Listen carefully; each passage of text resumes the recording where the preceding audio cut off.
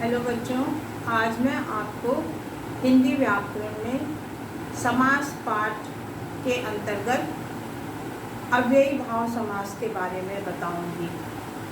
समास के भेदों के बारे में मैं बता रही थी। तत्पुरुष समास, कर्मधारय समास, द्विगु समास, द्वंद्व समास और बहुव्रीहि समास के बारे में मैं आपको बता चुकी हूँ। आज अव्ययी भाव समास के बारे में बताऊंगी। अव्ययी भाव समास का पहला पद जो पूर्व पद होता है वो प्रधान होता है और यह एक अव्यय होता है। इसके योग से, इसके साथ मिलने से समस्त पद जो बनता है इस समास में वो अव्यय हो जाता है। पहला पद अव्यय है, इस कारण जो उसके साथ मिलता है शब्द, वो शब्द भी अव्यय बन जाता है, अर्थात समस्त पद जो है वो अव्यय बन जाता है। इसका पहला पद अव्यय होता है और इसके योग से समस्त पद अव्यय बन जाता है। तो ये अव्ययी भाव समास का पहला पद प्रधान है। इसमें पहला पद जो उपसर्ग के शब्द होते हैं वो अव्यय का काम करते हैं। जैसे यथा शक्ति, शक्ति के अनुसार, यथा योग्य, योग्यता के अनुसार, आकंठ, आजन। तो ये जो पहला पद है वो उपसर्ग है और उपसर्ग में किसी प्रकार का कोई अंतर नहीं आता है लिंग वचन या कारक के कारण। जब वाक्य में हम लिंग वचन और कारक का प्रयोग करते हैं तो इन शब्दों में किसी प्रकार का कोई परिवर्तन नहीं होता है। अव्ययी भाव समास में किसी प्रकार का शब्द का में परिवर्तन नहीं आता है। अब मैं आपको संधि और समास में अंतर बताऊंगी। संधि जो आप पहले पढ़ चुके हैं और समास जो अभी आपने पढ़ा है, इन दोनों में अंतर क्या है? संधि दो वर्णों के मेल को कहते हैं। संधि में दो वर्ण आपस में मिलते हैं, जैसे राका प्लस ईश, राकेश, आ और ई मिलकर ए बन गया। लेकिन समास में दो पदों का मेल होता है, दो शब्द या दो पद मिलते हैं आपस में समास में, और संधि में दो वर्णों का मेल होता है। इसमें इसमें शब्द बनते हैं और इसमें आपके दोनों पद अलग अलग होते हैं। इन पदों को एक कर दिया जाता है। जैसे राजमहल है, मुखचंद्र है। फिर संधि में दो वर्णों के मेल से विकार होता है। जब दो वर्ण आपस में मिलते हैं तो उसमें किसी प्रकार का कोई परिवर्तन आता है। जैसे जगत प्लस आनंद से शब्द बन गया जगदानंद। ये व्यंजन संधि के नियम के अंतर्गत हुआ है, जहाँ पर ता को दा में परिवर्तित कर दिया गया है। तो वर्णों में परिवर्तन आता है संधि में, और समास में पदों के प्रत्यय समाप्त कर दिए जाते हैं। जब हम समस्त पद बनाते हैं तो जो शब्द बीच में आया रहता है, जो प्रत्यय बीच में आया रहता है, उन्हें हम हटा देते हैं। उनकी जगह पर हम दोनों शब्दों को आपस में मिलाकर उन्हें समस्त पद बना देते हैं। तो समास और संधि में यही अंतर है कि ये वर्णों के मेल से विकार उत्पन्न होता है और एक शब्द बनता है, और समास में हम प्रत्ययों को समाप्त कर देते हैं। जो बीच में से जो प्रत्यय लगे होते हैं शब्दों में, उन शब्दों के बीच से प्रत्यय को हटाकर दोनों शब्दों को मिला देते हैं। जैसे राह खर्च, राह के लिए खर्च। तो यहाँ पर के लिए शब्द हट गया, ये प्रत्यय लगा हुआ है इसलिए इसको हटा दिया गया और राह खर्च एक समस्त पद बन गया।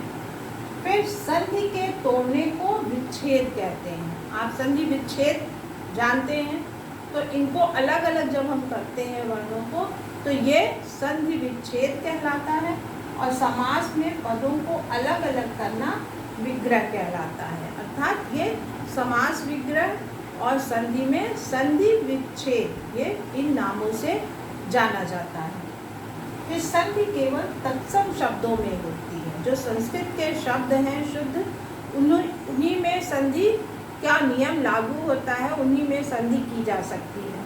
और समास में संस्कृत के तत्सम शब्द हिंदी, उर्दू हर प्रकार के पदों में हो सकता है समास।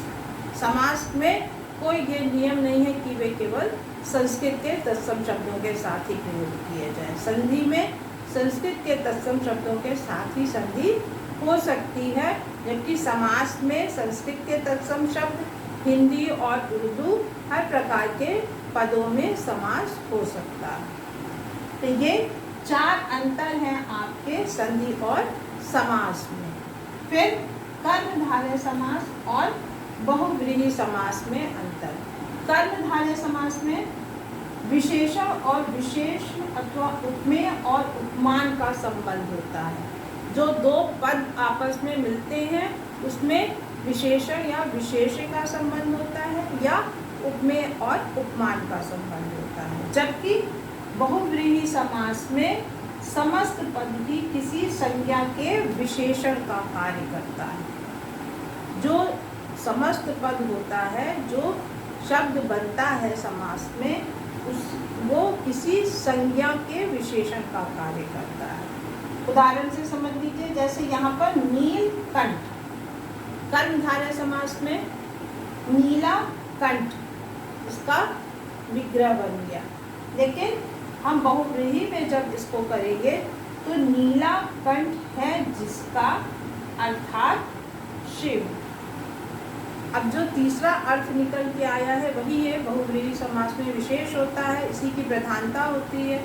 और ये जो अर्थ है, अर्थात के बाद जो शिव लिखा हुआ है, ये शिव संज्ञा है और इस संज्ञा की ये विशेषता, नीलकंठ जो है शब्द, वो इस संज्ञा की विशेषता बता रहा है। तो ये समस्त पद ही किसी संज्ञा की विशेषता बताता है बहुव्रीहि में।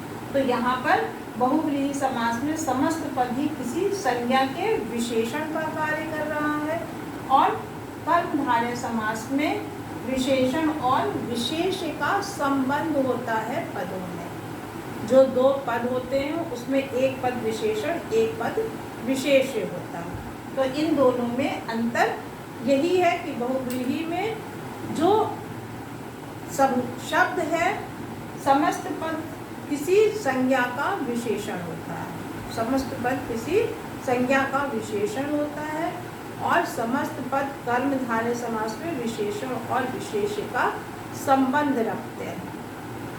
2 पद जो आपस में मिलते हैं वो कर्मधारय समास में विशेषण और विशेष्य होते हैं और बहुव्रीहि समास में वो किसी संज्ञा का विशेषण होते हैं, किसी संज्ञा की विशेषता बताते हैं।